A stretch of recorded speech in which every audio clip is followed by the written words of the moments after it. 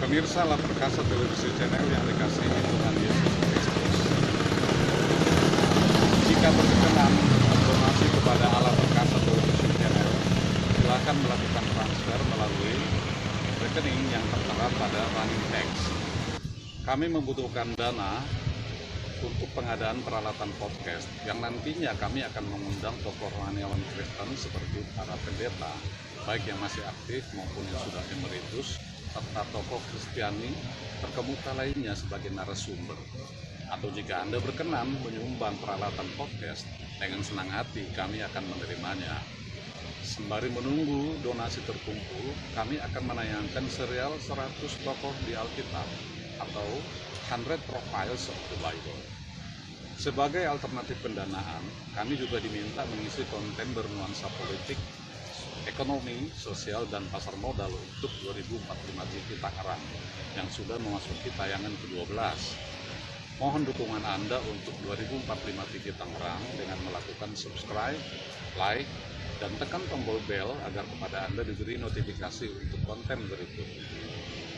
Informasi bagi ibu bapak: apabila ada anggota keluarga, kerabat, maupun kenalan yang menderita sakit penyakit seperti kanker, obesitas atau kelebihan berat badan, darah tinggi, jantung, diabetes, baik yang masih ringan maupun yang sudah parah sampai gangren, prostat, segala jenis tumor, sulit memiliki keturunan atau anak, stroke, gagal ginjal hingga menjalani cuci darah, sakit tulang dan persendian, asam lambung akut, paru-paru, TBC, serta berbagai penyakit lainnya, silakan menghubungi via WhatsApp di nomor 0896 6668 8011.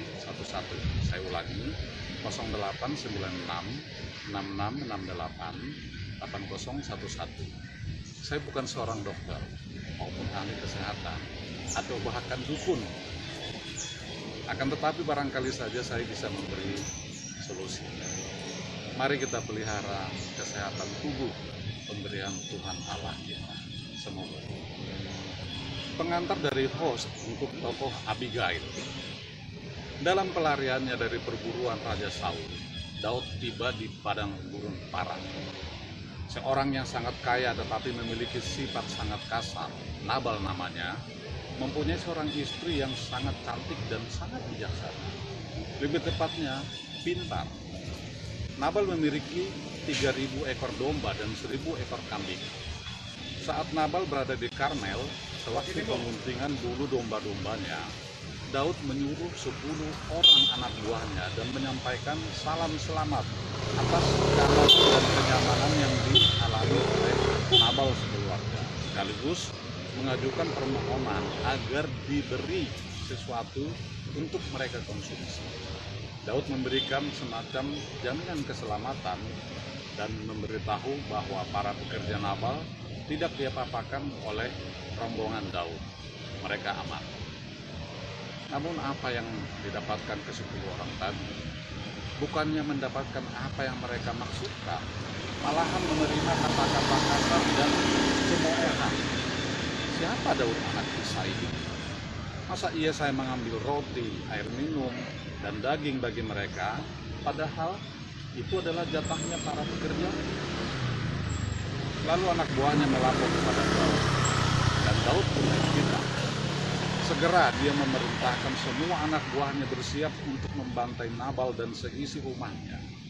Tetapi sesaat setelah Nabal menghina Daud, seorang pekerja melaporkan hal itu kepada Abigail yang dengan sangat bijak mengambil alih persoalan tanpa sepengetahuan suaminya. Dia memerintahkan para pekerjanya untuk mempersiapkan bekal makanan dan minuman dalam jumlah yang cukup untuk sekitar 500 orang. Dia bergegas mencegat rombongan Daud yang tengah dalam perjalanan menuju rumah Nabal. Dia bersujud di kaki Daud seraya berkata, "Aku sajalah ya Tuanku yang menanggung kesalahan itu. Izinkanlah hambamu ini berbicara kepadamu dan dengarkanlah perkataan hambamu ini. Janganlah kiranya Tuanku mengindahkan Nabal, orang yang dursila itu, sebab seperti namanya, demikianlah ia, Nabal namanya, dan bebal orangnya," dan seterusnya. Anda bisa membaca selengkapnya pada kisah 1 Samuel pasal 25. Akhirnya, Daud luluh dan terpesona oleh kecantikan paras Abigail. Ketika Daud mendengar bahwa Nabal telah mati, Daud bersyukur kepada Tuhan yang telah membela dia atas penghinaan Nabal. Dia menyuruh orang menjumpai Abigail dengan maksud memberi istri. Tanpa berpikir panjang, tanpa air mata duka atas kehilangan suami, dengan segera dia berkemas, menunggang keledai diiringi 5 orang pelayan perempuan. Dia mengikuti suruhan Daud itu dan menjadi istri Daud. Satu lagi kisah happy ending. Mari kita lanjutkan dengan kutipan yang saya ambil dari buku The Student Bible yang sudah selesai saya terjemahkan ke dalam bahasa Indonesia.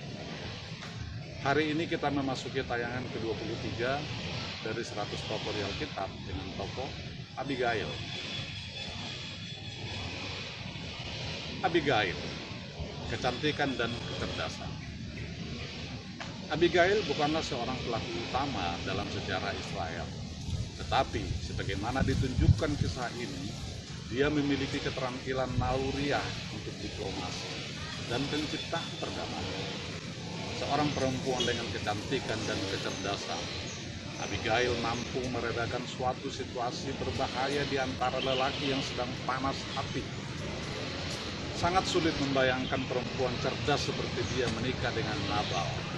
Dan sesungguhnya pada hari-hari itu orang tuanya terhadap Nabal orang kaya yang mungkin saja telah mempengaruhi orang tua Abigail. Dia bagaimanapun mengenal suaminya adalah seorang yang bodoh, dan insiden ini secara karakteristik menggambarkan dia sebagai orang yang kasar, pemabuk, dan tolol. Meskipun Abigail telah terjebak dalam sebuah pernikahan yang buruk, dia hampir tidak berdaya ketika suaminya menghina Daud. Abigail langsung mengambil langkah tegas. Dia menyelamatkan hari itu bagi orang-orang sebagaimana halnya bagi Daud yang telah hilang kesabaran dan akan segera membuat pembalasan yang tidak akan disesali. Orang sabar seperti Daud juga bisa kehilangan kesabaran.